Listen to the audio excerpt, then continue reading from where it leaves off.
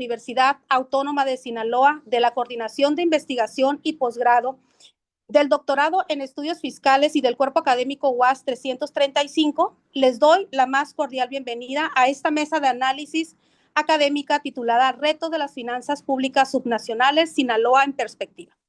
El propósito de este espacio es abrir un diálogo académico en el que, con la colaboración de los doctorandas y los doctorandos de la 12ª generación del doctorado en estudios fiscales de la Facultad de Contaduría y Administración, se presentan avances de investigación que abordan las finanzas públicas subnacionales desde una perspectiva nacional y de manera particular desde el caso del estado de Sinaloa. Esta mesa forma parte de un trabajo de formación doctoral y de investigación y constituye además un paso previo a un producto mayor, la publicación de un libro colectivo. Con ello, damos muestra del compromiso de nuestro posgrado, del cuerpo académico, con la transferencia de conocimiento, al llevar los resultados de esta investigación hacia la sociedad y particularmente hacia quienes toman las decisiones en materia fiscal en nuestro estado. Agradecemos la presencia de comentaristas, relatores y asistentes, quienes enriquecen este esfuerzo colectivo, así como de nuestras autoridades que nos apoyan en cada evento que realizamos. Al doctor Víctor Manuel Misquis Reyes, que es el director de la Facultad de Contaduría y Administración, al doctor Eleazar González Álvarez, que es el coordinador de este posgrado, y por supuesto a la doctora Itzel Lara Manjarres como coordinadora del doctorado en estudios fiscales. Con estas palabras, declaro formalmente inaugurado esta mesa de análisis académica y les doy las indicaciones para su participación. Cada doctorando contará con 15 minutos para su exposición. Al concluir las ponencias, daremos paso a los comentarios de nuestras comentaristas que fortalecerán su perspectiva y enriquecerán esta mesa de análisis. El orden sugerido: vamos a dar inicio con la participación de Mariana Cepeda Diarte, quien nos presentará su análisis sobre las finanzas públicas subnacionales en las 32 entidades federativas de México. Adelante, Mariana. Hola, buenos días a todos. El tema que me corresponde a mí es el capítulo 1, es presión y espacio fiscal, claves para la resiliencia financiera subnacional 2019-2023. Iniciando con esto.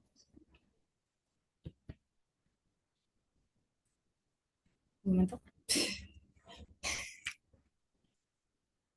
¿Paso? Ok.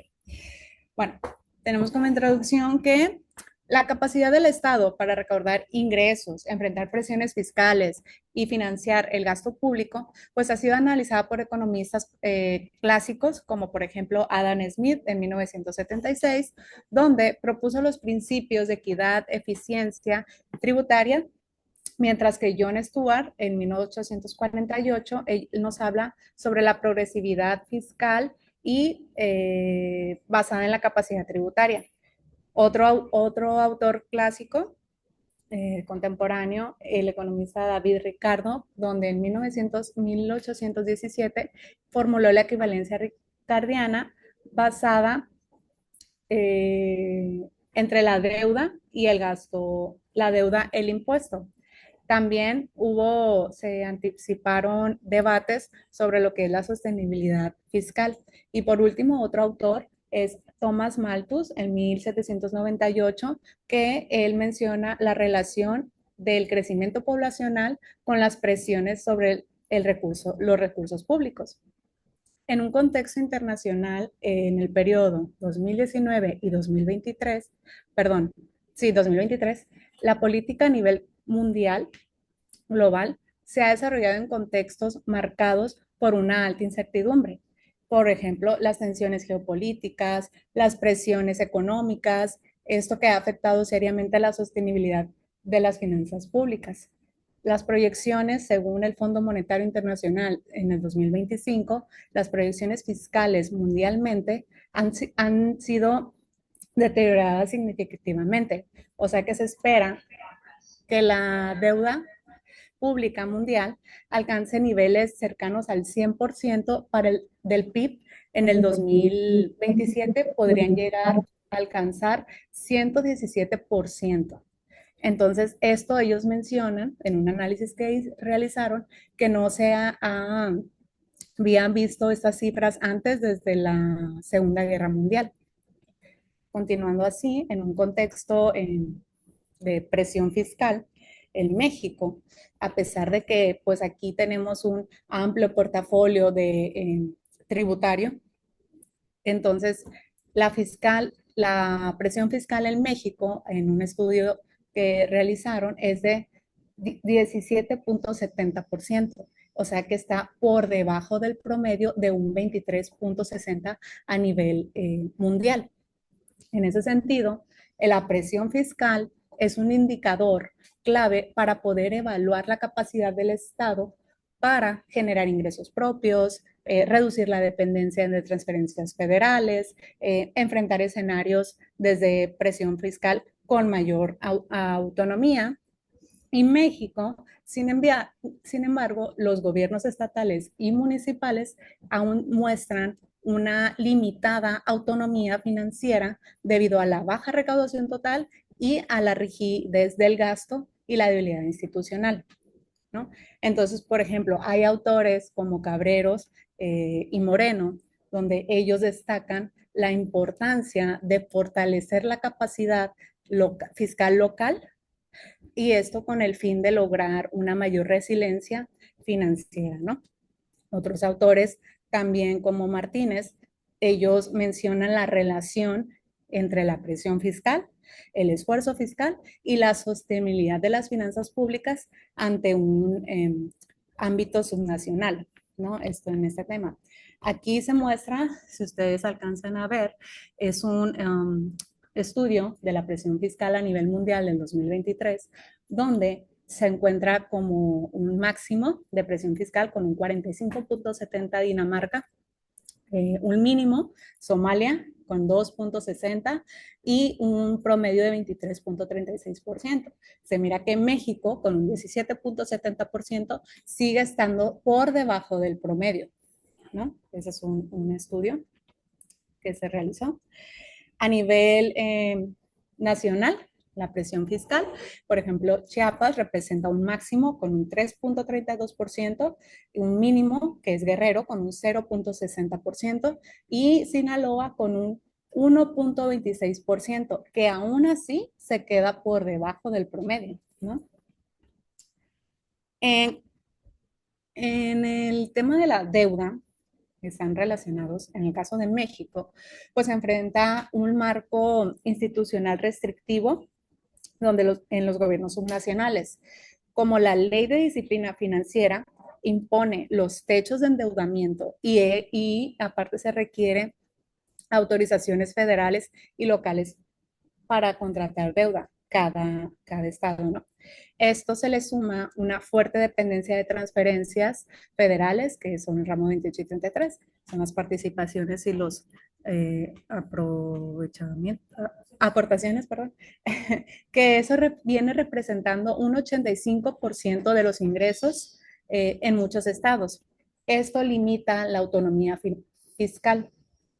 También desincentiva la recaudación local, restringe el uso estratégico del gasto público y aparte el sistema de alertas de endeudamiento clasifica a las entidades en su nivel de riesgo.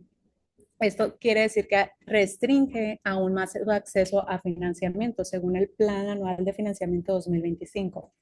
En ese sentido, más del 60% del gasto público quiere decir que está comprometido. Entonces, reduce el espacio fiscal efectivo a nivel federal, apenas el 5.9% del presupuesto a nivel estatal, aunque la deuda subnacional se ha mantenido estable desde el 2019, se utilizan, perdón, su utilización está restringida casi exclusivamente a inversiones productivas. También su autorización pues depende de la Secretaría de Hacienda y Crédito Público. También entidades tienen con un amplio margen de endeudamiento a pesar de ello se le restringen, ¿no? Y varios autores concuerdan que estas limitaciones reducen la flexibilidad fiscal y condicionan su autonomía financiera subnacional. El nivel de deuda, aquí se muestra en un estudio del 2023, quien es un máximo de endeudamiento en ese año fue Sonora con un 25.34. Se menciona Nuevo León, quise resaltarlo aquí porque trae también, tiene una alta deuda con un 24.18 y también hay otros estados que se mencionan en cero. Esos, como estos datos se tomaron del INEGI, quiere decir que esos estados no se, no es que no se hayan endeudado, sí se endeudaron, simplemente que sus financiamientos fueron a corto plazo. Es por eso que aparecen en cero, pero no significa que no hayan adquirido deuda. En ese sentido, autores como Helen y Ruelas definen el espacio fiscal como la capacidad del gobierno para asignar recursos adicionales del presupuesto sin comprometer la estabilidad macroeconómica ni la sostenibilidad fiscal. Otros autores analizan el espacio fiscal y el potencial fiscal de los gobiernos estatales en México. O sea, ellos mencionan que durante estos últimos años revelan que tras estas décadas de descentralización fiscal, estas entidades aún han acumulado crecientes responsabilidades del gasto, pero aún no han logrado consolidar la capacidad suficiente para financiarse con ingresos propios, ¿no? Entonces, ellos mencionan que limitando la expansión del gasto y debilitando las capacidades estatales, esto debilita las capacidades estatales para atender las necesidades sociales y afectando el potencial de desarrollo subnacional, ¿no? Varios autores concuerdan con eso. Y también se menciona que los gobiernos estatales en México mantienen un espacio limitado. Según el presupuesto de egreso de la Federación del 2018 y 2021, revelan deficiencias estructurales en la generación de ingresos. Esto entre el 2018 y el 2023, los ingresos propios apenas pasaron de un 15.4% a un 15.5%, mientras que el gasto, perdón, mientras que el 81% provino de transferencias federales. Esto quiere decir que esta alta dependencia reduce la autonomía financiera subnacional y limita su capacidad para ampliar el espacio fiscal y aplicar políticas con enfoque territorial. Eso según el INCO, que es el INCO 2021. Hablando en potencial fiscal, las economías emergentes ya han desarrollado y en desarrollo, perdón, enfrentan una brecha de financiamiento anual. Esto con 3 billones hasta el 2030 para cumplir con los objetivos de desarrollo sostenible.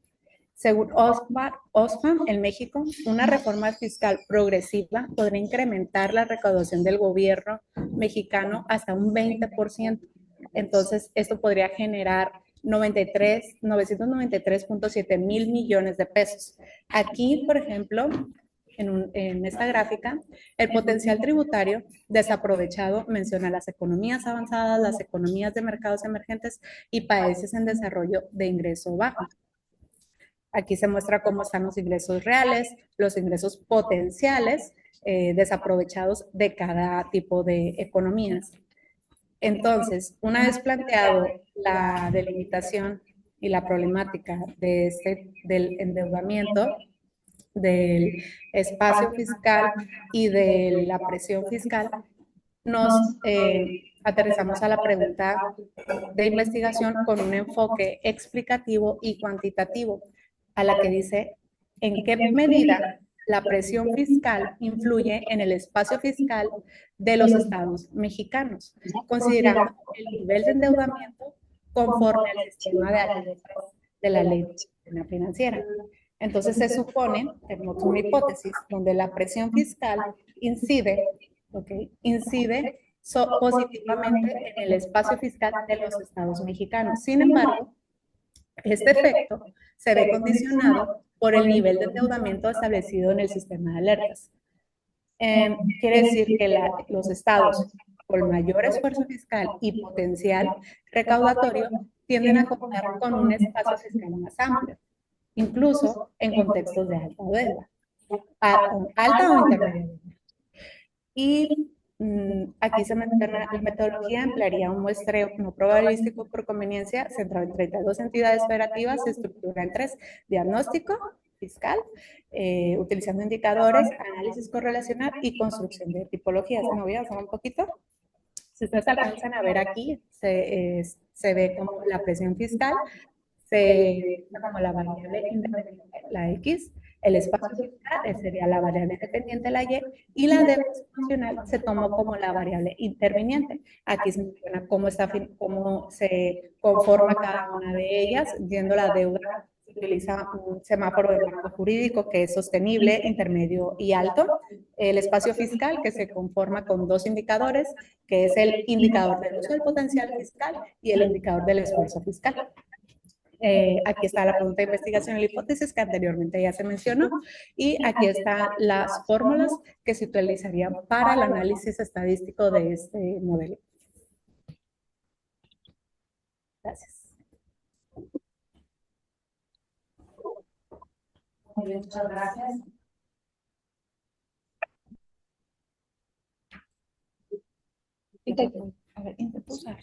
Muchas gracias, Mariana, por tu presentación del avance del capítulo del libro, lo que tenemos al momento. Vamos a dar paso a Aarón. A continuación vamos a escuchar a Aarón Espinosa Rojas, quien nos abordará el tema de balance fiscal de las entidades federativas. Adelante, Aarón.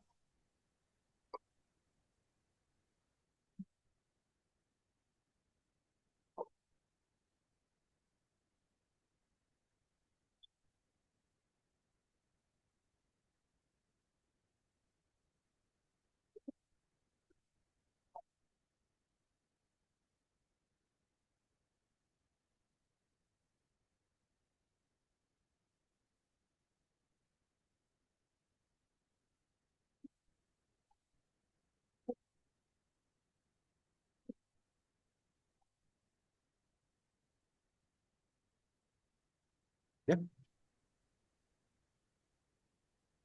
Buenos días, mi nombre es Aarón Espinosa Rojas, doctorando de aquí del doctorado en estudios fiscales. Mi capítulo del libro del que les vamos a comentar ahorita es el balance fiscal y la sostenibilidad financiera en los gobiernos estatales en México, un análisis de 2018 al 2024, abarcando específicamente la 4T, ¿no?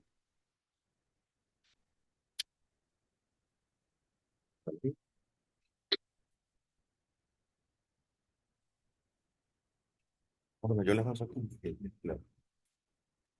Para entrar en tema, primero que nada vamos a definir dos puntos, lo que es el balance fiscal y lo que es la sostenibilidad financiera. Para el balance fiscal, lo tenemos como el resultado, como una diferencia práctica, una diferencia entre los ingresos totales y los egresos totales de los estados. Esto sin tomar en cuenta la deuda, ya que afecta el resultado final. Aquí lo que estamos buscando es si vamos a encontrar un déficit o un superávit en las finanzas.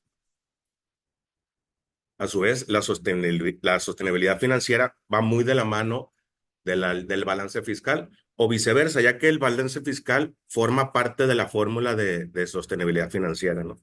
Esta se define como la capacidad de una entidad, de un gobierno, ya sea federal, estatal o municipal, para cumplir con todas sus obligaciones presentes o futuras, sin la necesidad de recurrir a un aumento sostenible de impuestos o a recortes drásticos e inaceptables del gasto público. Esto nos llevaría a una deuda y por ende a una insostenibilidad financiera a largo plazo.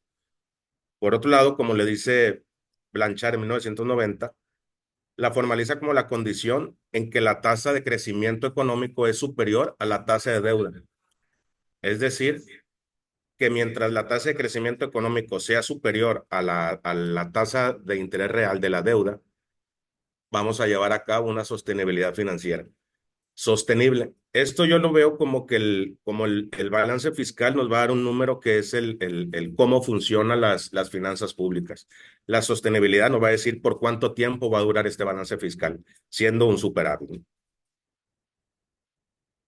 El análisis de diversas fuentes académicas y de investigación, como el existe el Instituto Mexicano para la Competitividad y el Centro de Investigación Económica y Presupuestaria, el CIEP, nos revela que el balance fiscal de las entidades federativas está marcado por una fuerte dependencia de los recursos provenientes de la federación. Como nos comentaba nuestra compañera Mariana, los estados están muy arraigados o muy amarrados en sus finanzas estatales por la gran dependencia que tienen con el gobierno federal, pues no tienen autonomía para tomar decisiones o para llevar el manejo de sus propios recursos. Aquí, ¿verdad? Sí. Balance fiscal y la sostenibilidad financiera. La Secretaría de Hacienda y Crédito Público, en sus informes sobre la situación económica de las finanzas públicas y la deuda pública, muestra consistentemente que el gasto de inversión ha representado una proporción minoritaria del gasto totalmente programable. En el informe del primer trimestre del 2025, el año en curso, se observa que gran parte del gasto se destina a transferencias y salarios, que es el mayor porcentaje, ¿no? Lo que limita la capacidad del gobierno para generar retornos económicos y sociales a largo plazo. El CIEP 2025 igual también ha analizado el crecimiento del saldo de la deuda de los gobiernos subnacionales, señalando que algunos de estos estados se enfrentan a riesgos de sostenibilidad, lo que podría generar mayor presión sobre las finanzas públicas del gobierno federal a largo plazo. Es decir, que si los gobiernos estatales poco a poco van consumiendo o van tomando más deuda, al paso de los años esto se va a ver reflejado directamente en las finanzas públicas del gobierno federal. Aquí para este capítulo tenemos una justificación. Se tiene que la investigación sería crucial, ya que el balance fiscal en los estados mexicanos es un factor determinante para la sostenibilidad financiera a largo plazo. Como les comentaba, es una variable arraigada casi el 90% a esta fórmula. La persistente dependencia de las transferencias federales sumada a la desigualdad en la capacidad de la recaudación entre las entidades y el recurso de endeudamiento para cubrir déficit plantea serios riesgos fiscales. Un modelo fiscal desequilibrado compromete la capacidad de los gobiernos locales para invertir en proyectos productivos para la sociedad local, lo que a su vez frena el desarrollo económico y social. Este estudio, al analizar el caso de Sinaloa y otros estados durante el 2018-2024, específicamente analizando la 4T, proporciona una perspectiva valiosa y empírica sobre los desafíos y las oportunidades que enfrentan estas finanzas subnacionales en los gobiernos en México. Aquí abajo, pues prácticamente les estamos viendo la fórmula básica, lo que nos lleva a una insostenibilidad financiera, una dependencia federal fuerte de los gobiernos estatales con gobierno federal, una gran incapacidad de recaudación por los gobiernos estatales, la misma falta de autonomía que esto genera y una muy mala administración. Esto pues es todo lo que no se debería llevar para tratar de adquirir una sostenibilidad financiera. Como metodología de la investigación, lo vamos a tomar como de carácter cuantitativo con un enfoque descriptivo correlacional. Se realizará un análisis exhaustivo del balance fiscal de los estados mexicanos para describir su situación financiera y al mismo tiempo identificar la relación o correlación entre las variables que se analizarían. Ahorita más adelante los vamos a exponer. Como objetivo, vamos a recolectar datos anuales del 2018 al 2019, perdón, aquí hay un error, del 2018 al 2024. La vamos a adquirir del INEGI y de la Secretaría de Hacienda y Crédito Público de los gobiernos subnacionales en México. Expresado en cantidades, los pasaremos a porcentajes y obtendremos promedios o frecuencias. Además de responder a la pregunta de cómo es el fenómeno, qué es lo que lo está originando, la composición de estos ingresos y de los egresos de los estados. Las herramientas, tomaremos unas encuestas estructuradas a base de datos históricos, como lo mencioné. Vamos a realizar experimentos controlados y el uso del software Stata. Se calcularán medidas de tendencia central, media y mediana, y dispersión de lo que sería la desviación estándar para obtener una radiografía del estado actual del balance fiscal. Analizar minuciosamente cada variable o la unión de estas para ver si hay algún tipo de relación o cuáles son las que más influyen sobre otras. El principal método de análisis será la de regresión logística múltiple para modelar la relación entre las variables. Los datos se organizarán en un panel de datos que permitirán observar a los 32 estados de México a lo largo del 2018 al 2024. Como variables principales, o mejor dicho, dependiente va a ser la sostenibilidad financiera del Estado, medida a través del balance fiscal, que es lo que les comentaba, es la variable arraigada al más del 90%, ¿sí? Ingresos menos egresos sin tomar en cuenta las deudas. Como variables independientes tenemos tres. Las fuertes, que son las aportaciones. En cuanto a los ingresos, vamos a tomar las aportaciones y participaciones federales, el financiamiento y la recaudación fiscal. ¿Por qué vamos a tomar estas? Porque son las cuatro variables dentro de los ingresos que representan el mayor porcentaje, ¿sí? Como variable independiente de egresos, vamos a tomar las transferencias, las asignaciones, subsidios y otras ayudas, servicios personales y recursos asignados a proyectos. Dentro de las variables DUMI que estuvimos viendo en clase, alcancé a identificar algunas variables que nos van a servir, que lo vamos a tomar en cuenta para ver qué tanto afecta que sería la población, el partido gobernante en este lapso de tiempo, la inseguridad, la cual será medida por cada 100,000 habitantes, y la capacidad de endeudamiento de los mismos estados, medida por el nivel de endeudamiento, como nos comentaba ahorita nuestra compañera Mariana, ¿no? Las fuentes de información serán principalmente de carácter secundario y oficial, lo que garantiza la fiabilidad de los datos. Estos datos los vamos a obtener de la Secretaría de Hacienda y Crédito Público, lo cual nos vamos a basar en los informes de finanzas públicas estatales, los presupuestos de egresos e informes de la deuda pública, en el Instituto Nacional de Estadística y Geografía, los datos de población, los indicadores económicos y los datos de inseguridad. De igual manera, del Diario Oficial de la Federación nos vamos a basar para obtener la información oficial de la Ley de Disciplina Financiera de entidades, de entidades federativas y municipios. El cómo lo vamos a hacer paso a paso. La recopilación de datos financieros anuales por cada estado de las fuentes oficiales, cubriendo el lapso que estuvimos contemplando, el 2018 al 2024. La estandarización de variables. Se ajustarán las variables financieras a porcentajes de los ingresos totales para permitir una comparación cuantitativa entre los estados de diferente tamaño, y se estandarizarán los pesos corrientes a pesos constantes al 2023 para llevar una equidad en todos, ¿no? La construcción de la base de datos, como lo comentaba en un momento, los datos se organizarán en una matriz de panel de datos utilizando un software llamado STAT. ¿Qué análisis? Será un análisis descriptivo. Se calcularán estadísticas descriptivas tomando medias, medianas, desviación estándar, razones de cambio, cuántas veces más probable que suceda algo para cada una de las variables. El análisis de regresión. Se ejecutará el modelo de regresión logística múltiple para determinar la relación entre las variables independientes y la variable dependiente. Los resultados se interpretarán para entender el cómo y el por qué suceden estas cosas. Cada variable, el cómo influye en el balance fiscal de los estados.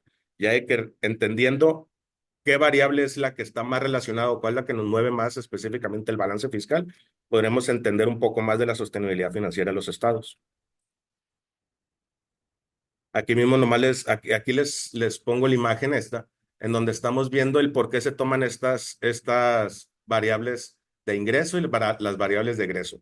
Representan arriba del 80% en cuanto a ingresos y egresos.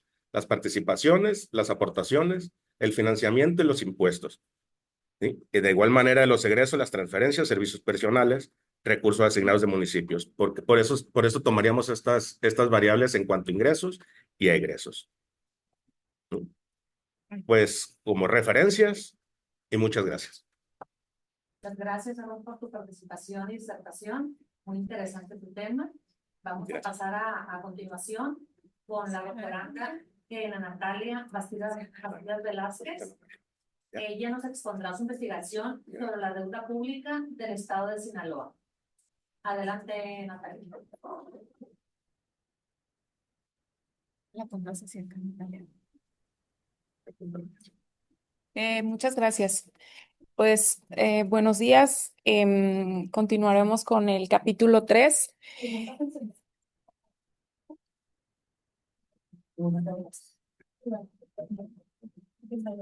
Sí. Bueno, yo no. Uy, no,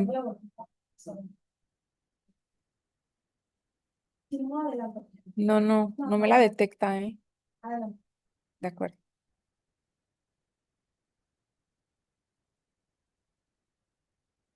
Bueno, ¿es acá? No agarra.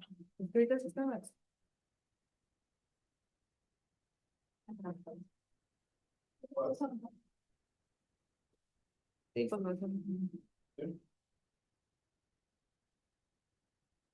ella avanzó ya. Ya avanzó. Pero, y la dice, A ver, para intentarlo. ahí está. De acuerdo.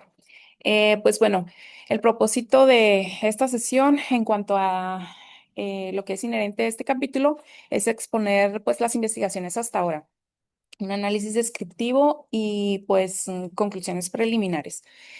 Eh, Desde un punto de partida, la disciplina financiera o para conceptualizar el estudio de las finanzas públicas, lo vamos a analizar desde dos lentes o dos ópticas. Uno, que es el cumplimiento normativo, y dos, pues el impacto social, ¿no? Desde una primera instancia, el primero, pues es un apego formal a las reglas, a la normatividad, a lo que tenemos que ir cumpliendo como requisitos indispensables, rigurosos. Y el segundo, quizá el más relevante o en el que aterrizaremos con más interés, pues es un impacto social, ¿no? Que lo vamos a profundizar como aquella capacidad real de esa estabilidad financiera, ya sea para catalizar esta inversión productiva y pues el bienestar ciudadano, ¿no? En esta investigación, pues vamos a explorar esta dicotomía donde pues buscaremos para el estado de Sinaloa si el fin es tener para sí mismo pues esta estabilidad financiera no alcanzada o deseada, cumplimiento de la norma y pues con el impacto social. Pero aquí poniendo el foco, pues, si el verdadero instrumento es justo este, ¿no? Un progreso social y con impacto a la ciudadanía.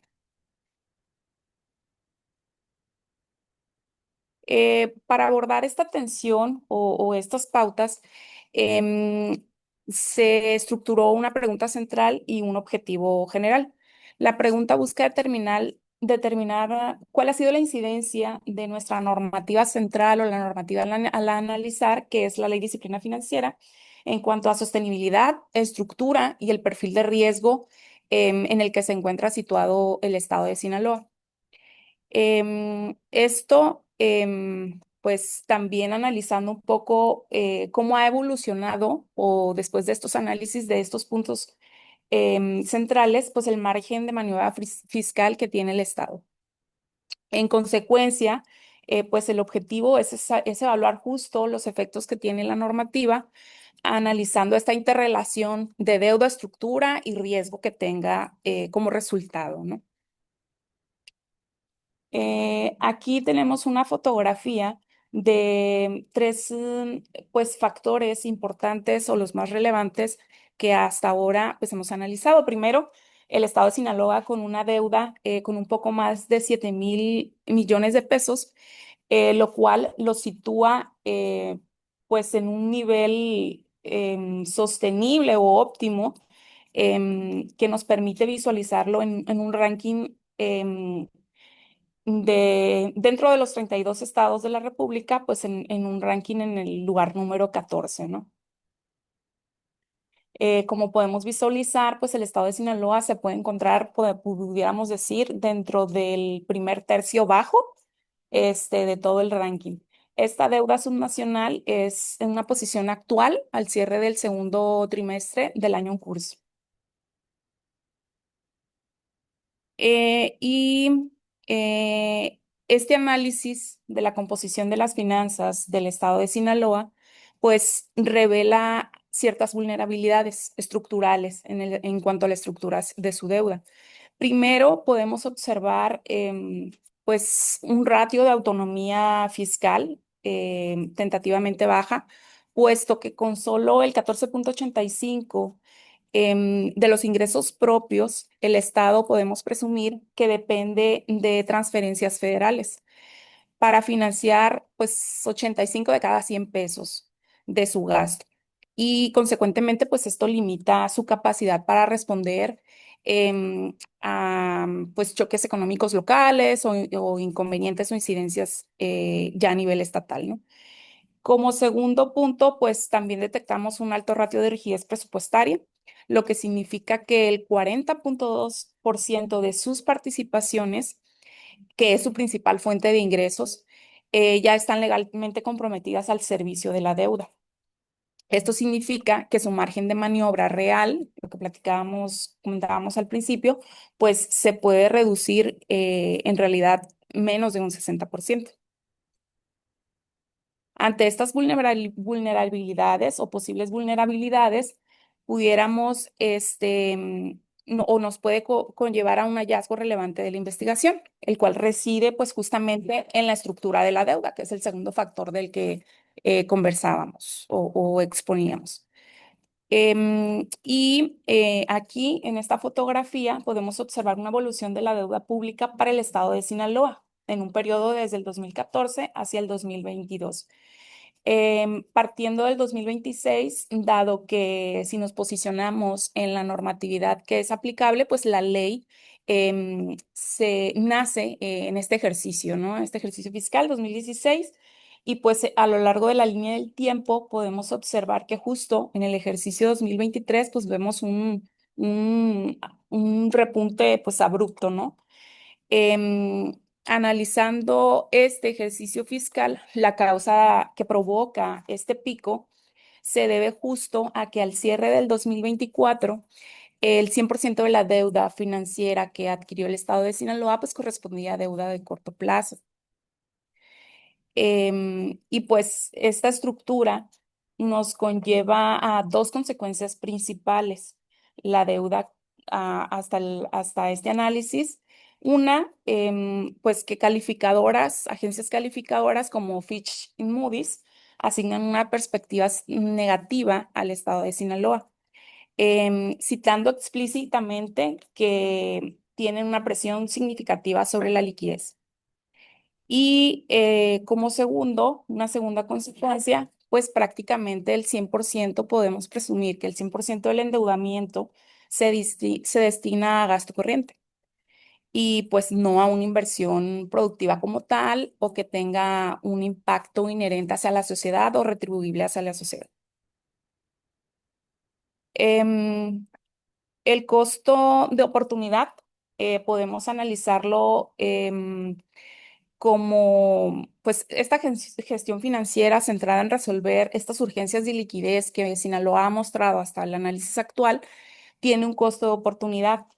Lo que podemos observar desde los datos, desde el Coneval, en sus últimos 2 periodos publicados, pues nos podemos dar cuenta, haciendo un comparativo de 2018 versus 2022, que tenemos un porcentaje significativo o pues de relevancia para observar que traemos o venimos arrastrando un rezago educativo y pues un porcentaje importante sin acceso a la salud, o sea, población que no tiene acceso a la salud y que tiene impacto en rezago educativo, ¿no?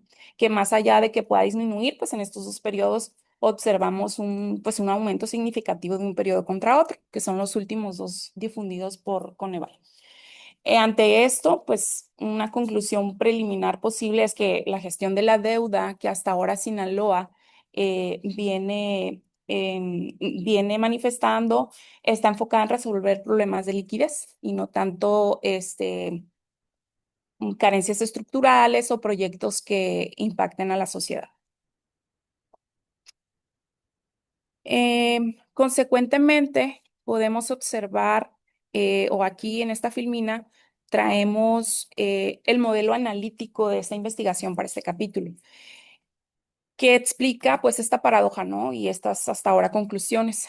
En este modelo, pues nuestra principal variable es el marco normativo, que es una evaluación a 10 años de la propia normatividad, la ley de disciplina financiera, que interactúa con algunas variables intervinientes, como lo es, por ejemplo, la dependencia de transferencias, ya sean estas en un alto o bajo porcentaje, la estructura de la deuda, que es importante analizarla, si esta deuda es a corto plazo o a largo plazo, dependiendo cómo se va manifestando las adquisiciones de deuda al cierre de cada ejercicio de nuestro periodo a analizar. Y pues el sistema de alertas de la Secretaría de Hacienda y Crédito Público, ¿no? Sería importante voltear a ver estos factores o pues estos semáforos, ¿no? Cómo se sitúa Sinaloa, si en verde, amarillo o rojo, que pues hasta ahora vemos o podemos observar desde un punto de vista normativo que Sinaloa está en un semáforo verde. Ante esto podemos presumir que la sostenibilidad fiscal de nuestro estado, del estado de Sinaloa, como variable dependiente, pues pareciera ser sostenible, ¿no?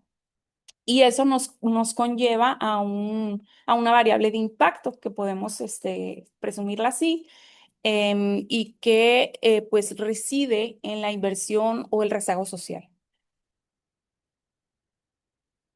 Y pues a continuación, el rigor metodológico que traemos derivado de este modelo analítico para garantizar pues el rigor de estos hallazgos hasta ahora encontrados, la investigación se fundamenta en un diseño no experimental y longitudinal. El enfoque es un método mixto, que es un estudio de caso, el estado de Sinaloa, descriptivo y explicativo como tipo. Las fuentes, pues son fuentes oficiales, es un análisis sistemático, más bien, de la Secretaría de Hacienda, INEGI, las cuentas públicas, el Coneval, y paralelamente hay un comparativo, un análisis comparativo de triangulación con informes de agencias calificadoras que nos parece importante considerar y, por supuesto, literatura académica. Auditorías también, como lo es las auditorías del Estado de Sinaloa y de la Federación.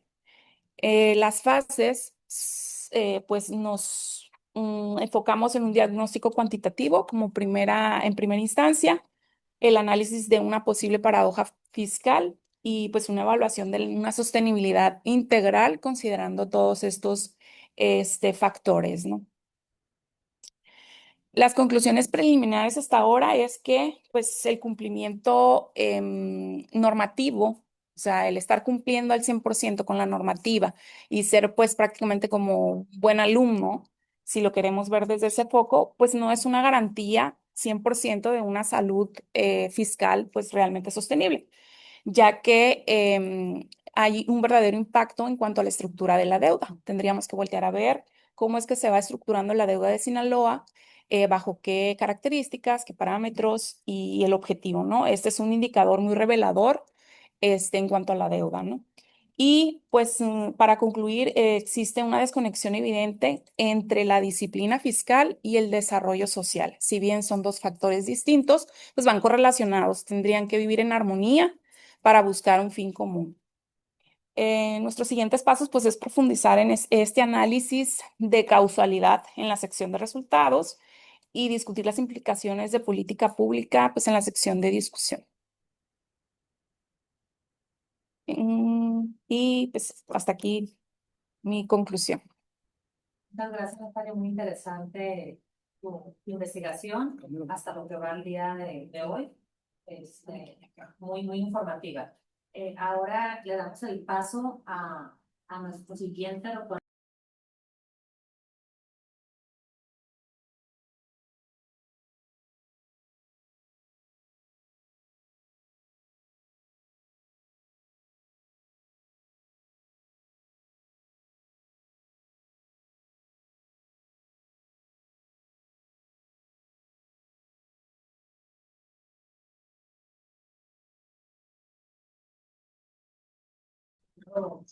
Académico, está respaldado por alguna literatura.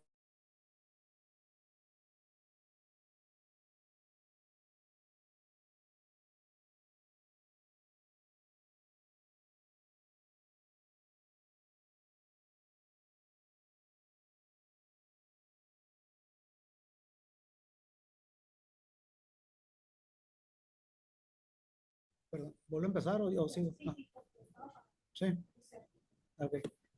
¿Desde el inicio o más aquí? Todo. Ok. Buenos días. Gracias por estar aquí. Como les comentaba anteriormente, este análisis pues tiene fines meramente académicos, no políticos. Y lo comento porque tocó hay algunos temas de gobiernos y que está respaldada y fundamentada por literatura clásica, contemporánea, moderna, actual.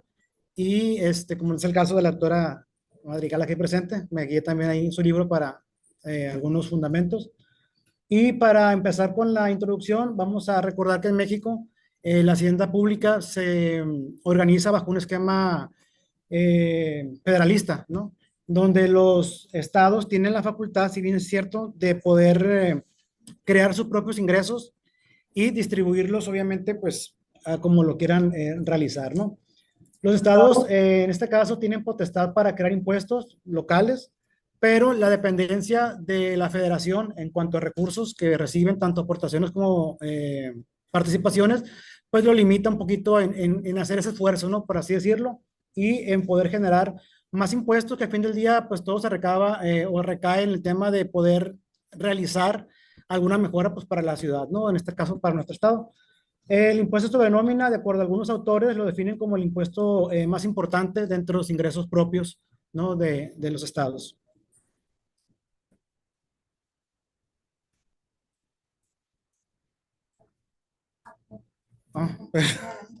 Perdón. A ver, ahí pícale tú si quieres, Jorge, para... No puedo. Ahí está. Ok, lo anterior pues surge o se fundamenta obviamente de un cambio que se realizó en el año 1980, donde se creó el Sistema Nacional de Coordinación Fiscal, que ahí es donde ya los estados le otorgan la facultad pues a la federación para recaudar, bueno, en este caso lo recauda el estado, pero para recibir o transferir los impuestos más importantes, por así decirlo, porque son los que representan la mayor parte de la recaudación en México, que es el IVA y es el ISR.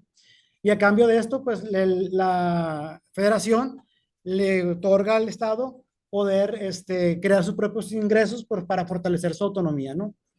Esta potestad también de poder otorgarles, bueno, que el Estado más bien traslade el impuesto de IVA y ISR a la federación, se premia, por así decirlo, pues bueno, con participaciones y aportaciones que los estados reciben pues de manera pues no equitativa, ¿no? Porque realmente más adelante vamos a ver por qué. Pero esto los limita un poquito, como lo decía, a los estados a esforzarse un poquito más para crear sus propios ingresos, ¿no? En este caso, muchos conocedores le llaman como pereza fiscal, es decir, si yo recibo aportaciones o participaciones, pues como para qué me esfuerzo más, de todas maneras me van a dar dinero, ¿no? Incluso suele pasar de que dicen, ¿para qué me esfuerzo más? Si, aunque hay un estímulo para los que se esfuerzan más, en la práctica pues no se ve reflejado, ¿no? Porque pues consideran otros factores dentro de la transferencia de los recursos. Entonces, este esquema, como dice el libro de la doctora Madrigal, nos convierte en un centralismo recaudador, es decir, yo recaudo, pero quien realmente va y recae es allá en México, bueno, en la federación, él lo reparte a su criterio, lo maneja como, pues como lo quiera manejar, y en el tema del gasto sí me deja que yo lo maneje libremente. Entonces, aquí pareciera, en lo personal, yo lo considero así, como si te dejo que tú crees tus ingresos, que crees tus propios impuestos, que los trabajes, pero no me gustaría que sigas, o sea, quiero que sigas dependiendo de mí. Entonces, a cierto punto es como una cuestión política, en lo personal yo sí lo veo, lo cual pues sí se vuelve un poquito preocupante para los estados, porque como les digo, nos limita un poquito en el desarrollo social y económico la recaudación de sus impuestos. Aquí podemos observar que, como dicen unos autores, el 80% de las transferencias nacionales pues vienen justamente de la federación y el 20% solamente son ingresos propios de los estados. Es decir, los estados reciben, o sea, el ingreso que los estados recaudan como tal, solamente es el 20% del 100% que deberían, porque el 80% pues lo reciben de transferencias federales. En el caso de Sinaloa, en el 2024 recibe participaciones y aportaciones, esas son las cantidades, 29.924 millones de pesos, 37.349. Más adelante vamos a ver una gráfica para ver más o menos lo que representa esa participación versus la recaudación del ISN, ¿no? Que es el tema que estamos analizando. Justificación. ¿Por qué estudiar el ISN? Actualmente en México hay más de 40 impuestos, los cuales diferentes estados pues los cobran dependiendo pues sus criterios y políticas y demás, ¿no? Sinaloa cobra de esos 40 solamente 7 impuestos. Dentro de esos 7 impuestos, el impuesto de nómina es el que tiene mayor peso en cuanto a recaudación y porcentaje obviamente de recursos.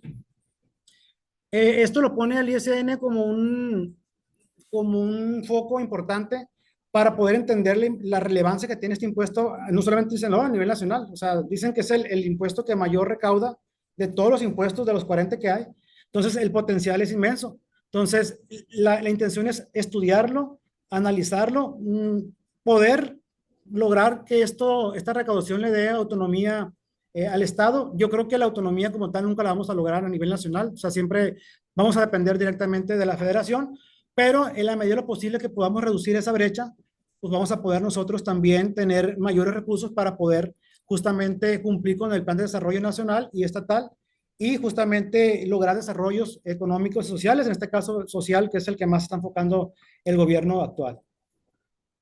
Aquí hay algunos ejemplos de impuestos que cobran otros estados, Sinaloa no los cobra, impuestos celulares, tenencias vehiculares, redes de aplicaciones Uber, Didi, entre otras plataformas, espectáculos públicos, bebidas con alcohol, consumidor final, serían las bebidas con alcohol, y los ecológicos. Entonces, muchos de los estados que tienen un potencial alto en su recaudación, o al menos en el ranking, se posicionan como de los primeros estados en recaudar mayor recursos de este impuesto, se debe a que manejan ese tipo sobre todo el ecológico, ¿no? Que aquí en Sinaloa pues todavía no lo estamos trabajando. Entonces sería como una apertura de ver qué hacen otros estados que no somos nosotros como a medida de área de oportunidad.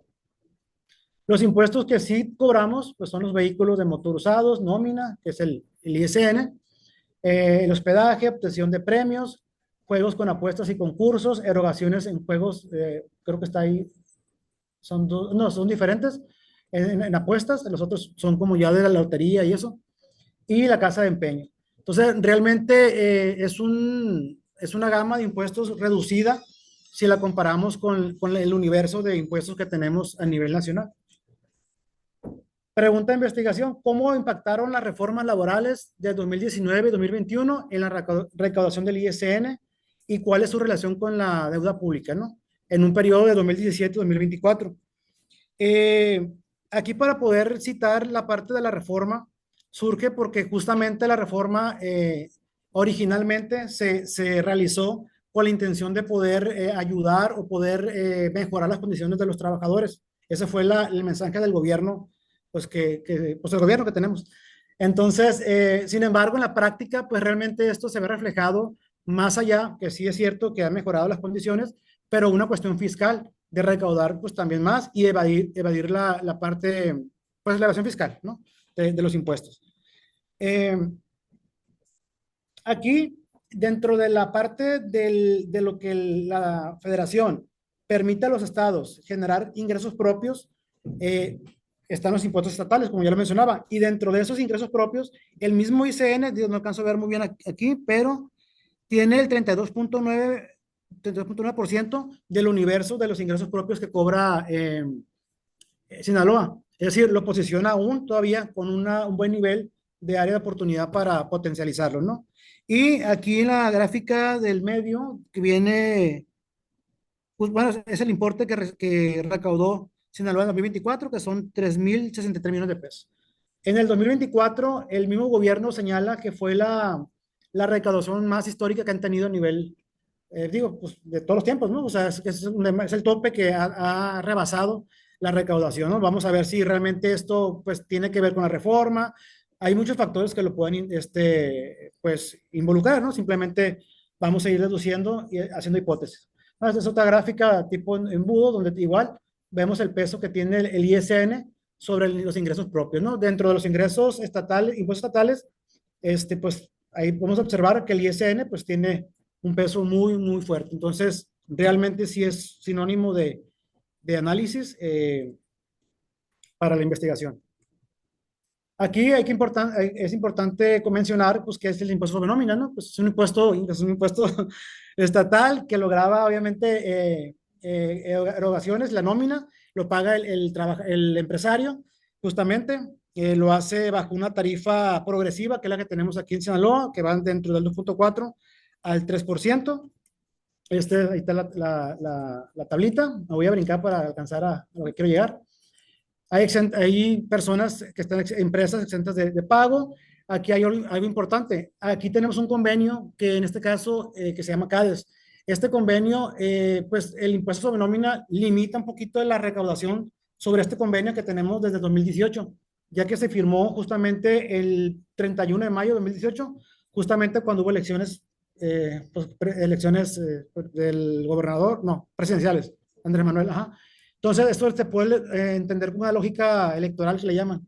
Entonces, más que beneficiar o incrementar la movilidad social, pues lo que hizo es beneficiar a un sector empresarial.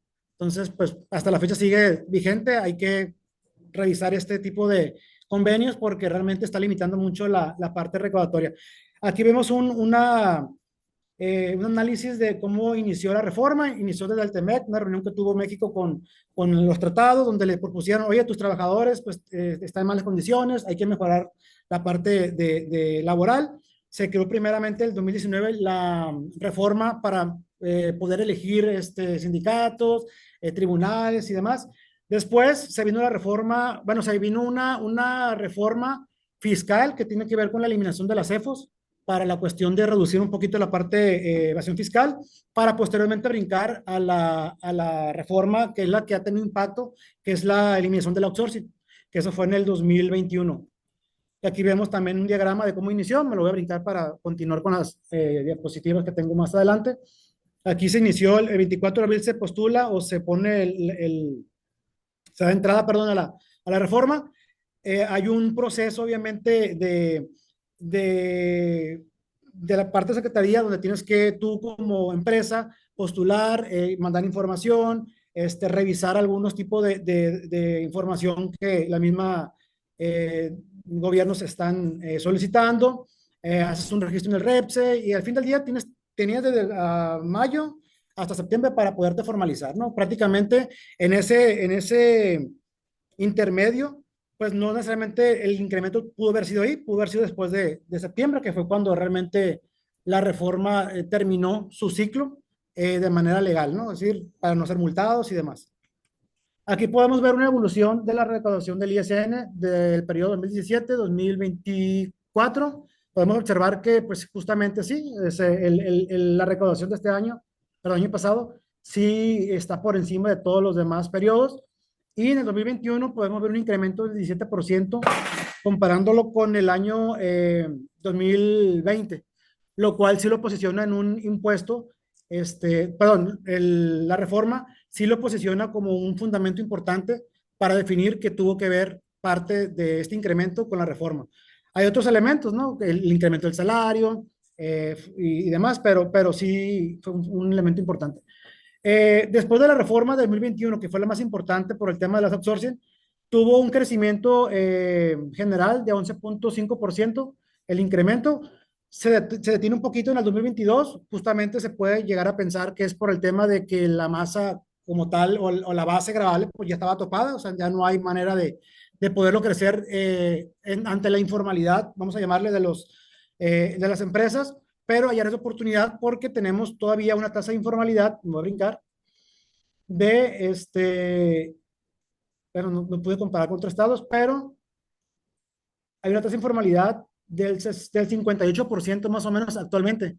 Entonces, estamos todavía, pues, un buen margen de poder, pues, de poder atacar, vamos a llamar la informalidad con la formalidad, es decir, poder esas áreas de oportunidad que tenemos, como los convenios CADES, como algunas empresas informales, poderlas ayudar quizás para que se sumen a la parte de la formalidad y con esto poder incrementar al tema del incremento del ISN y que justamente todo va relacionado a que el Estado refuerce sus finanzas públicas que la política fiscal se refuerce también y que el desarrollo económico en Sinaloa y el desarrollo social justamente sí se vea reflejado, pues no solamente en números, sino también en hechos, ¿no? Porque es lo que realmente buscamos, bueno, al menos yo, eso es lo que busco.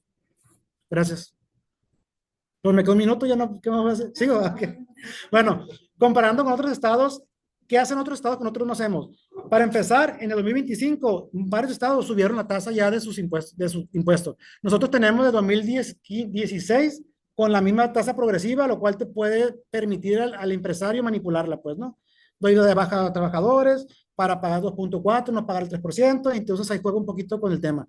Creo que este tema del ISN, más que un tema, hay mucho potencial, pero el tema es un tema administrativo, es un tema de ¿cómo le puedo llamar? De estructura administrativa, no tenemos las herramientas, no hay interés tampoco se me hace para quererlo hacer, es por muchos factores, porque si comparamos otros estados, tenemos incluso Campeche, es un estado más chico que nosotros en población, lo comparé por per cápita, y por cada trabajador, ellos recaudan 1,012 pesos. Nosotros, no estoy en Sinaloa, no miro. Perdón, Campeche 2020, nosotros 1,012. Ellos con una población menor que nosotros. Entonces, Sonora, lo que es Coahuila, tenemos también un nivel más o menos de habitantes. Entonces, porque ellos están recaudando más por per cápita y nosotros menos. O sea, sí se puede recaudar más, sí se puede. Ahí tenemos el ejemplo de 5 estados y nosotros nos figuramos, y figuramos de hecho en el segundo de allá para acá porque somos más grandes que Coahuila, pero porque tenemos más habitantes, pero ellos con menor habitante, con la tercera parte de habitantes menos que nosotros, recaudan un buen, más que nosotros. Ajá. Pues no sé, hasta aquí ya logré. Ok, la conclusión es que debemos de reforzar los mecanismos para la recaudación, voltear a ver lo que son los convenios, el convenio, sería bueno volverlo a analizar. No se trata de perjudicar a las agrícolas, al contrario, es el sector primario, hay que apoyarlas, pero yo creo que del universo de agrícolas que existen, sí hay muchas agrícolas que no las ocupan, o sea, ese convenio no lo ocupan, pues surgió como repito, de una lógica electoral, se mantuvo quizá por lo mismo, no lo sé. Hay que ver o sea, porque ellos declaran nada más una vez al año bajo las hectáreas que siembran, números jornaleros estimados, ni siquiera en nómina, está muy vulnerable y contradice mucho a los principios o a las recomendaciones de la OCDE. No puedes tú otorgar estímulos como tal, poniendo en riesgo la base gravable de un impuesto. O sea, no deberías. Pues. Y aparte, estás incumpliendo la parte de la inequidad con los demás empresas o empresarios o sectores, e incluso también pues el impuesto no es transparente, porque de momento que tú tienes como consigna, porque lo tomas también tú en la parte del recurso, ¿cómo controlas que el que tú lo intereses al SAT? Perdón, al SATES. O sea, no hay manera, pues. Entonces, falta transparencia. Pues ya, termino así. Muchas gracias, Gracias. Germán, por tu participación. La verdad está muy interesante y la seguiremos analizando contigo en las siguientes presentaciones, en las siguientes mesas.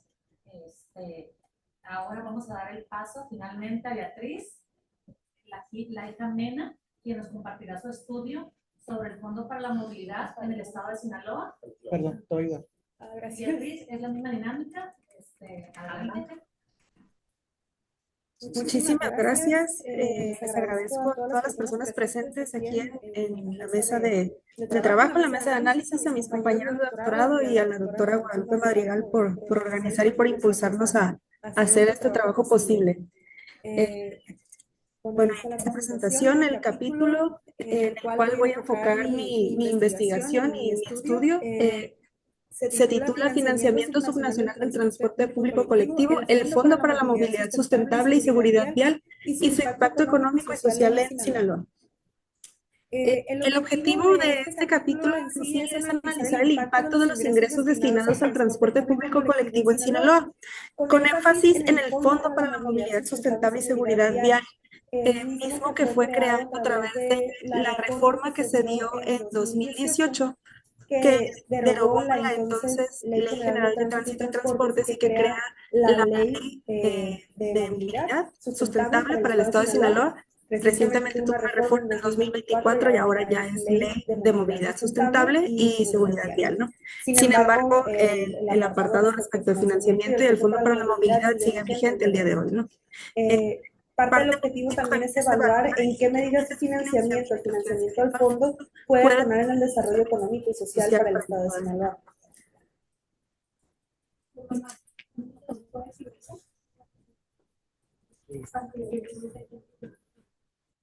Perdón. Listo, muchas gracias.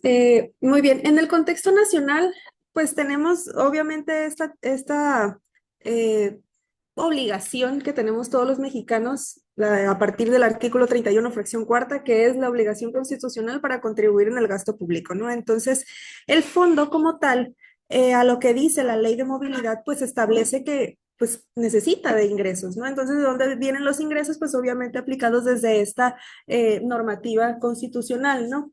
Sin embargo, en el año 2022, en una serie, un paquete de reformas también enfocados a temas de movilidad y de transporte y de desarrollo, viene la Ley General de Movilidad y Seguridad Vial, que hace que se cree el Sistema Nacional para la Movilidad y la Seguridad Vial, que ese a su vez en sus trabajos en estos últimos 2 años crea la Política Nacional de Transporte Público Colectivo Urbano. Dentro de esta política se establecen ciertos lineamientos o ciertas líneas de acción que impulsan el financiamiento tanto a nivel federal como a nivel local para el transporte público, ¿no? El transporte público colectivo urbano no está tan regulado a nivel nacional porque permite la propia Constitución y las leyes generales que sean los estados quienes regulen el tema de transporte a nivel local. Algunos estados, como en el estado de Sinaloa, pues se regula a nivel estatal y hay otras entidades federativas que lo regulan, inclusive los municipios, ¿no? Entonces, de ahí la captación de propios ingresos o inclusive de solicitud de recursos federales para poder inyectar y para poder promover que el transporte público colectivo pues esté en condiciones y que pueda cumplir con esta pues atribución, ¿no? Al igual que el tema perdón, se me fue, de agua, por ejemplo, o de recolección de basura, distintos temas en los que se enfoca tanto el Estado o el municipio, ¿no? Entonces el transporte público va en ese sentido. Pero bueno, me fui un poquito. En el tema del financiamiento al transporte y al Fondo de Movilidad Sustentable y de Seguridad Vial, pues como lo mencionaba, ¿no? Es un mecanismo local que depende de las decisiones presupuestarias tanto de los gobiernos estatales y municipales. Entonces, el enfoque en este capítulo es justo revisar el impacto directo que tienen las finanzas públicas, así como en el indicador de accesibilidad laboral y estabilidad económica de los hogares sinaloenses. ¿Cuál es el impacto que el impulsar económicamente al transporte o el inyectar recursos al transporte tiene en las familias en Sinaloa? ¿Y cómo es que esta afecta a la propia economía del hogar?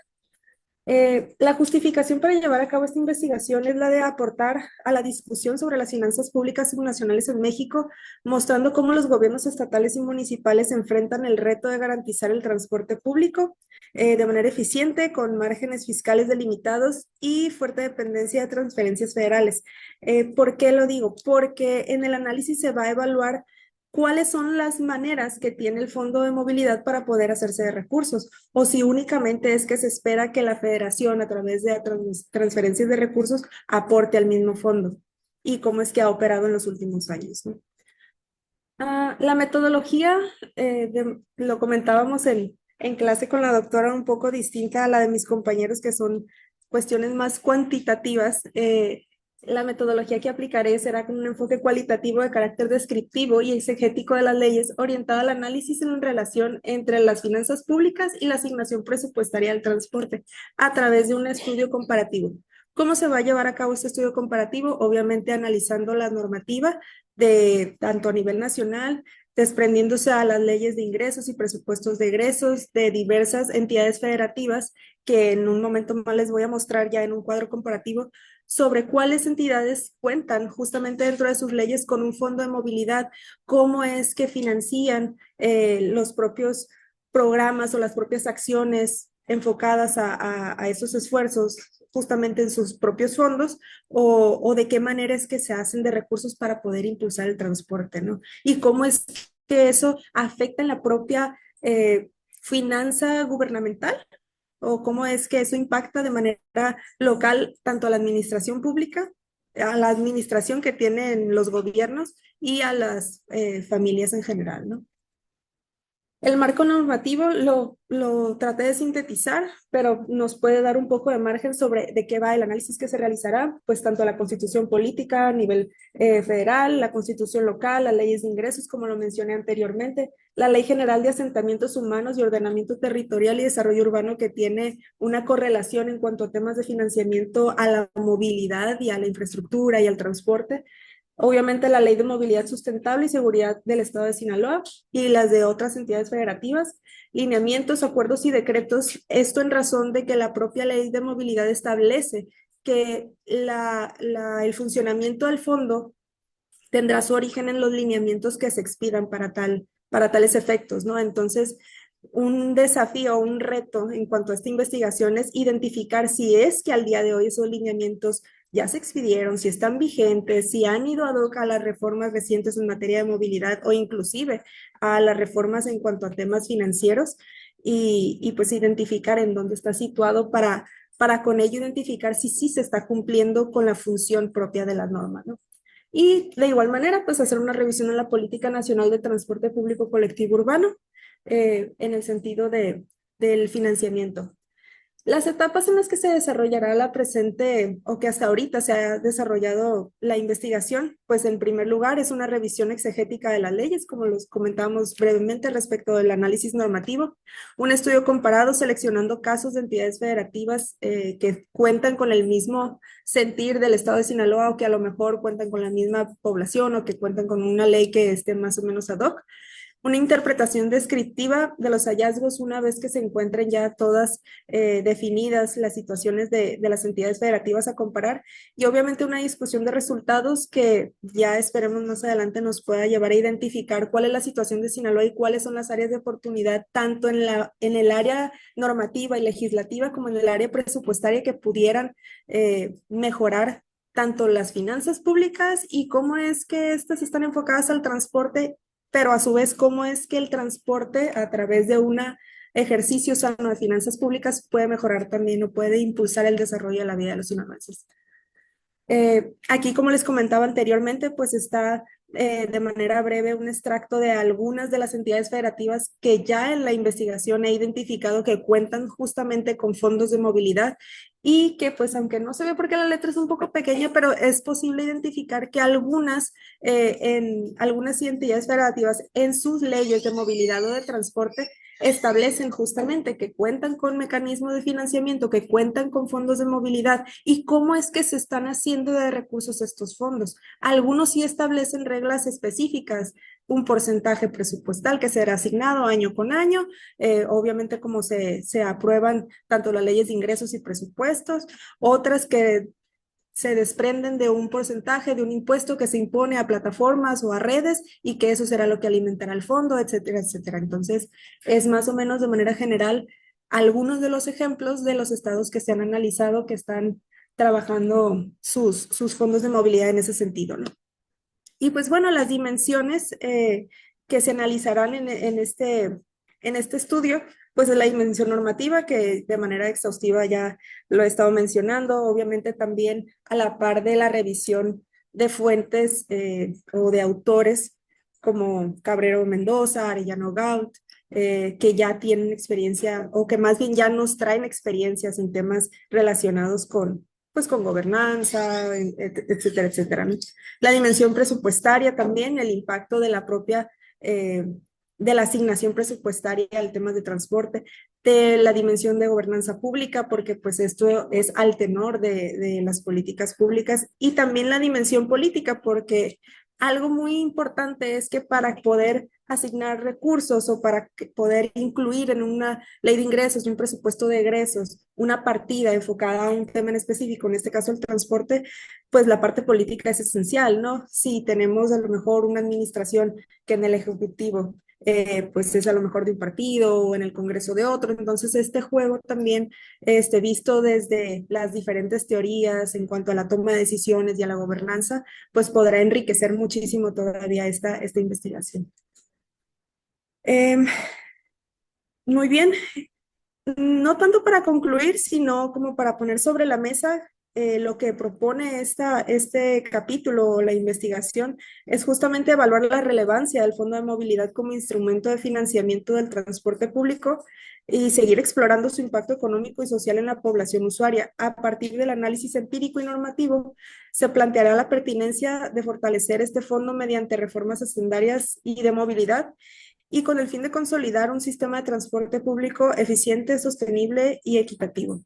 Eh, es importante también destacar la necesidad, bueno, o que se llegará a su punto, ¿no? De contar con reglas presupuestarias claras, porque probablemente, pues sí puede ser muy de avanzada contar con un fondo de movilidad, pero lo trascendente es cómo está operando este fondo, si está cumpliendo con los objetivos que dice la ley, si hay una responsabilidad por parte del propio gobierno de estar alimentándolo, de estar asignando presupuesto de manera anual a cierto rubro y pues si este sí está teniendo el impacto, ¿no? Hay una parte también de transparencia respecto de que si se están asignando recursos al Fondo de Movilidad en los presupuestos, ¿en qué se están traduciendo? ¿Se están aplicando estos recursos? ¿Se están teniendo los fines que deben de tener? Y pues a final de cuentas lo que busca como tal este capítulo es poner en el marco de la discusión tanto el transporte ligado a las finanzas públicas y cómo es que realmente otros estados sí están mejorando un poco la economía de los hogares en razón de que si invierten en el transporte, se pueden también generar modelos tarifarios que hagan que las tarifas de transporte disminuyan y solventen de alguna manera los costos y pues esto representa una ayuda importante en los bolsillos de los ciudadanos, ¿no? Y que pues eso también genera que puedan tener ahorros, que puedan acceder a otros derechos en cuanto a movilidad, a mejores condiciones de vida, etcétera, etcétera. Entonces, eh, eso es a grandes rasgos. Les agradezco muchísimo tu atención y sería todo. Por mi parte, muchas gracias. Muchas gracias, Beatriz. Muy interesante tu tema y guiado y que seguramente vendrá a beneficiar a la población de Sinaloa de alguna forma. Creo que ese Esperemos es el que sí. objetivo de esta investigación.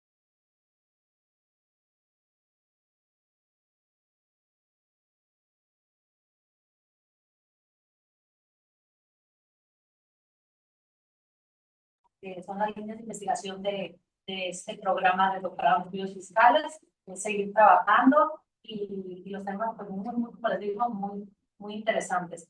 Ahora vamos a darle paso para seguir con esta mesa de análisis a los comentarios de nuestras distinguidas académicas invitadas. Por un lado, la doctora Rosy Macías, de aquí presente, y por otro lado a la doctora Doris Teresita Mendoza, que ahorita más se integra. Entonces, sin más preámbulos, cedo la palabra a la doctora Rosy.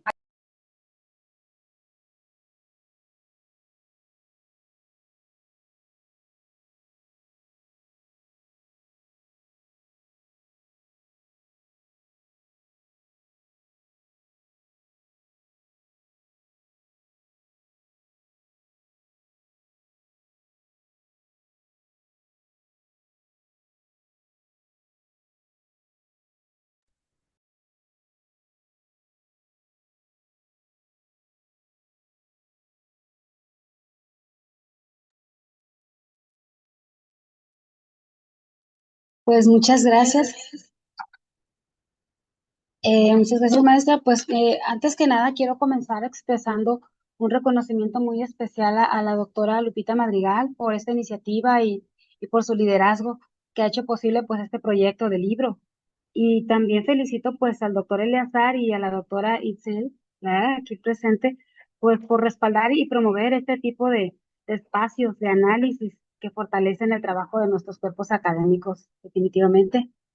Y de manera muy especial, muy especial, reconozco a ustedes, reconozco a los doctorandos y doctorandas que están aquí presentes, que son autores de los capítulos, que ahorita es un proyecto, pero va a llegar a un muy buen fin. Estoy segura de ello porque este proyecto refleja no solo su compromiso con la investigación, sino también el esfuerzo colectivo de todos ustedes, de una generación que busca incidir en la política pública con propuestas sólidas y muy pertinentes. Muchas felicidades, chicos, por esta iniciativa y porque pues, yo considero que van por muy buen camino y muy temprano. Eso está muy bien.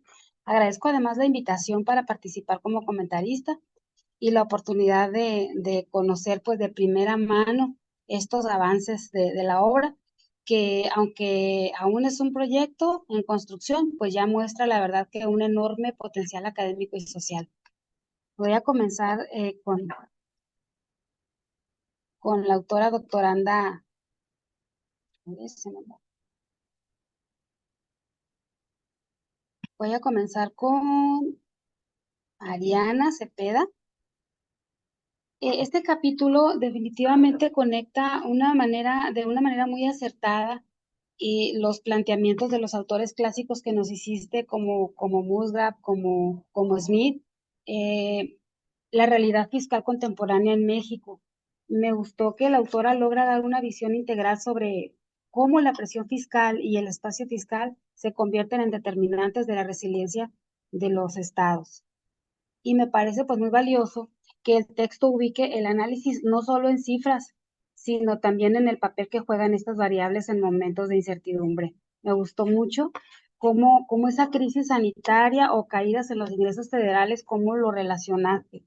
Una aportación que fortalecerá aún más el capítulo sería, aparte ya de mis comentarios, sería profundizar en cómo estas decisiones impactan directamente en la ciudadanía. Por ejemplo, en la percepción de la legitimidad de los gobiernos, en la confianza social o en la equidad entre las generaciones.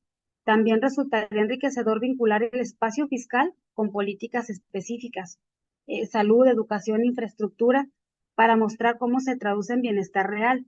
Y finalmente incorporar un enfoque de género en la distribución del espacio fiscal abriría, yo creo, que una línea novedosa y necesaria en los estudios de las finanzas públicas. Y todo esto sería ambicioso, pero yo creo que enriquecedor para tu trabajo y que ya te daría para hacer otros muchos capítulos más, porque lo estás haciendo de una manera muy clara. Entonces yo considero que todas estas aristas se me desprendieron después de haber leído tu capítulo, Marianita, muy bien, me gustó mucho, igual que los demás. Voy a continuar entonces, no sé si voy rápido, y luego después hacemos con calma las anotaciones si gustan o vemos la grabación. Continúo con el doctorando Aarón Espinosa Rojas. El capítulo Aarón presenta un análisis amplio y riguroso sobre la situación fiscal de los estados en el periodo reciente. Destacas la claridad con que se identifican los problemas estructurales, la dependencia excesiva de las transferencias federales, además la escasa recaudación propia y el uso desigual del endeudamiento. Eso, pues, es un diagnóstico que permite dimensionar la fragilidad de las finanzas estatales frente a los retos de la sostenibilidad. Está muy bien discernido tu capítulo y mi aportación, pues considero que sería interesante que pudiéramos complementar este análisis en la idea de sostenibilidad política, no solo con saber si los números cierran. Es fundamental preguntarnos, considero, qué incentivos reales tienen los gobiernos estatales para aumentar su recaudación propia. Ya más o menos estás en eso y pues es un trabajo que ustedes lo están puliendo. Entonces, considero que sería bueno tomar en cuenta esto y que también para aumentar su recaudación propia, cuando políticamente es más sencillo depender de transferencias federales. Entonces, esta pregunta conectaría la economía con la ciencia política y abre una agenda de investigación muy relevante. Además, incorporar comparaciones internacionales, por ejemplo, confederaciones como Argentina o Brasil, podría ofrecer aprendizajes útiles sobre qué modelos fortalecen más la autonomía fiscal. Y finalmente, sería valioso reflexionar sobre los efectos de estas dinámicas en la equidad territorial. ¿Qué estados salen más beneficiados y cuáles más rezagados con este esquema de financiamiento? Entonces, me estoy yendo un poquito más en lo internacional, en lo grande, para que al final de cuentas el libro y después todos los artículos que se van a desprender de tu investigación, pues sean objetivo de análisis y de citaciones, porque vas a abarcar algo ya ya grande, ¿no? Internacional, y te bajas hasta aquí en lo local que es Sinaloa. Eso con respecto a Aarón. Me voy acá ahora con el capítulo de la doctoranda Gena Natalia Bastidas Velázquez, disciplina financiera y deuda pública. En este capítulo yo logré percibir que es un gran aporte, la verdad, porque centras en un caso concreto el endeudamiento de Sinaloa frente a la ley de disciplina financiera. Entonces, el análisis muestra de forma clara cómo las disposiciones legales impactan en la capacidad de endeudamiento y en la sostenibilidad de las finanzas públicas. Es un dato muy interesante. Y yo considero en el capítulo tuyo, Natalia, especialmente valioso porque es un capítulo que cuestiona la idea de que sostenible significa no necesariamente sostenible, significa automáticamente positivo.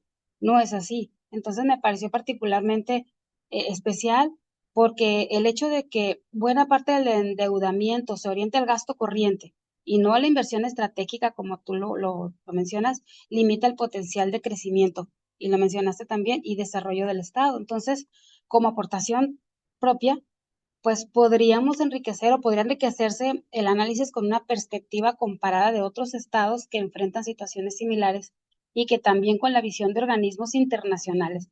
Entonces, tú ya investigaste otros estados de la República que más o menos están implementando medidas, pero yo acá te invito a que también lo completes con investigaciones del Fondo Monetario Internacional, de CEPAL. Yo vi que también tenías ahí algo. Entonces, simplemente enriquecerlo un poquito más y hacerlo más grande. Y pues estas investigaciones de CEPAL, Fondo Monetario, que han señalado riesgos en el endeudamiento subnacional a corto plazo. Finalmente, reforzar el papel de la transparencia y la rendición de cuentas en el manejo de la deuda permitiría dar mayor relevancia al vínculo entre finanzas públicas y legitimidad democrática. Entonces, pues muy bien por todos. Ese es mi comentario para Natalia. En el capítulo 5 del doctorando Germán Alfonso Peralta, este capítulo resalta me resulta a mí también, Alfonso, particularmente innovador, porque estableces un puente entre dos dimensiones que pocas veces se analizan en conjunto. Por ejemplo, las reformas laborales y sus efectos sobre la recaudación del impuesto sobre nómina y su vínculo con el endeudamiento estatal. Este enfoque abre una agenda de investigación poco explorada, considero yo, pero muy necesaria para entender cómo interactúan las políticas laborales con las políticas fiscales. Me gustó también tu artículo. Y una aportación interesante, considero yo, sería profundizar en el papel de la informalidad laboral como factor que limita la recaudación. México sigue teniendo niveles altos de informalidad, lo que impacta directamente en la base gravable del impuesto sobre nómina, como sabemos. Entonces, considero que incluir esta variable fortalecería el análisis y permitiría ofrecer propuestas más realistas. Además, un contraste con otros estados del país donde las reformas laborales tuvieron impactos distintos, que también lo traes. Entonces, daría un carácter comparativo al estudio y permitiría distinguir si el caso de Sinaloa es excepcional o forma parte de una tendencia nacional. Hay que investigar un poquito más en esa parte. Finalmente, sería enriquecedor también, Alfonso, considero que sería enriquecedor incorporar un apartado con propuestas de política pública orientadas a mejorar la recaudación sin desincentivar el empleo formal. Entonces, yo cuando vi sus artículos, su avance, todavía ya lo traen más avanzado que lo que enviaron, porque yo traía unas anotaciones acá, como pueden ver, me da mucho gusto que le haya seguido trabajando hasta el día de hoy. Y me voy con el último capítulo, muy interesante también, de Beatriz Alejandra, la hija doctoranda Beatriz Alejandra. En tu capítulo, Beatriz, es un capítulo que introduce un tema muy novedoso y de gran relevancia, la movilidad como parte de las finanzas públicas. El análisis demuestra que el transporte colectivo no es solo una cuestión de infraestructura, sino que tiene profundas implicaciones en la inclusión social. la competitividad económica y la calidad de vida de la población. Entonces, pues lo valioso de tu trabajo, pues es que integra esa dimensión económica como social, las dos, y que mostrando cómo un fondo de movilidad puede convertirse en una herramienta de justicia territorial, me gusta esta palabra también. Para enriquecerlo aún más, considero yo, Beatriz, que sería útil comparar la experiencia sinaloense con las de otros estados o incluso con casos internacionales para identificar buenas prácticas y lecciones aprendidas. También sería recomendable vincular explícitamente este análisis con los objetivos de desarrollo sostenible, lo que le daría pues mayor proyección académica e internacional al trabajo. Y finalmente, un aporte metodológico interesante podría ser evaluar la sostenibilidad financiera del fondo a mediano y largo plazo, planteando escenarios futuros que permitan prever riesgos y oportunidades. Eso en la parte de tu capítulo.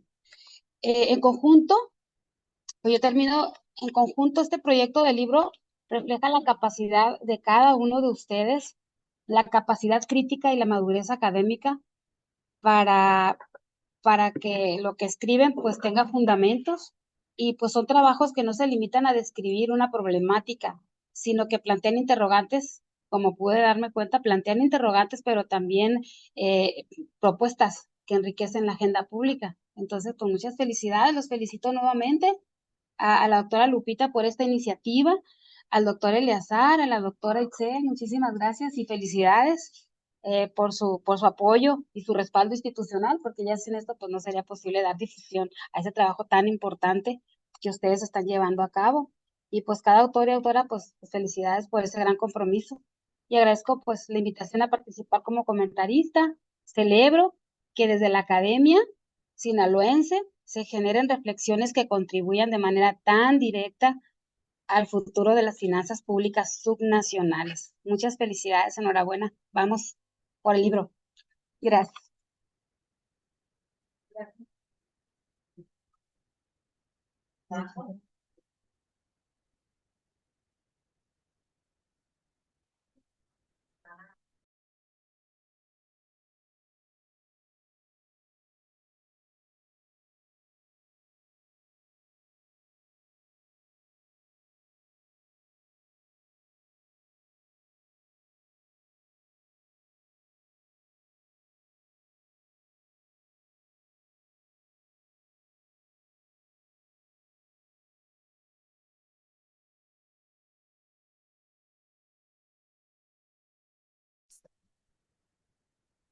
Listo.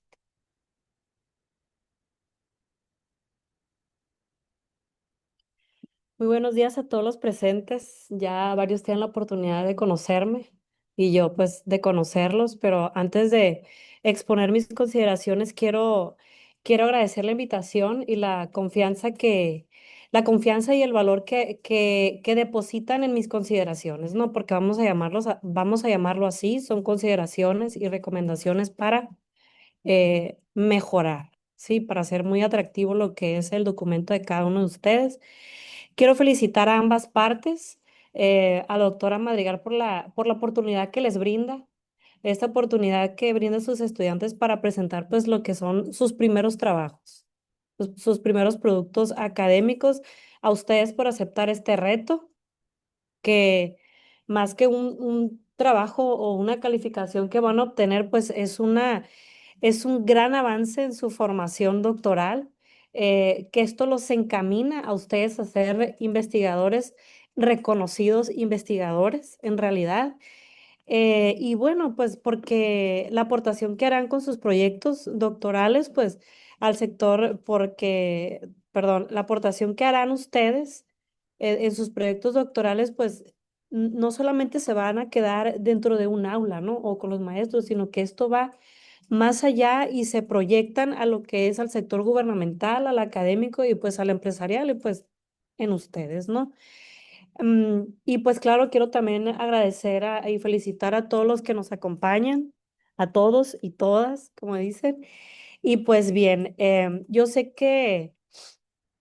estudiar las finanzas públicas, pues de cualquier actor gubernamental es desafiante, pero pues es el espacio idóneo, es lo ideal para entender lo que es la administración de los recursos del Estado.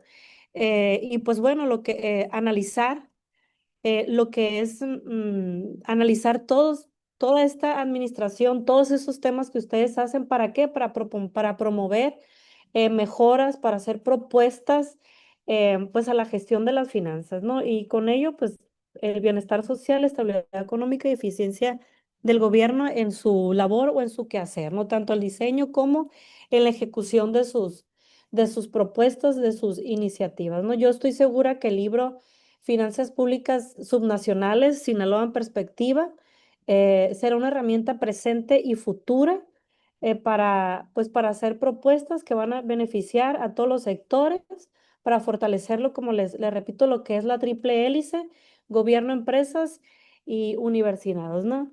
En general, de manera general, a mí me da mucho gusto leer los documentos de ustedes porque transmiten el gusto por los temas.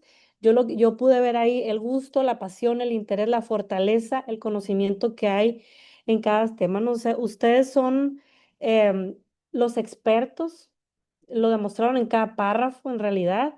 Entonces, yo lo que quiero hacer es complementar lo que ha dicho la doctora Macías. A lo mejor no me voy por cada uno de ustedes, pero em, quiero ser muy específica, muy objetiva en que cada uno de ustedes vea lo que le muestro, lo que le comento a otro, lo que le recomiendo a otro, ¿no?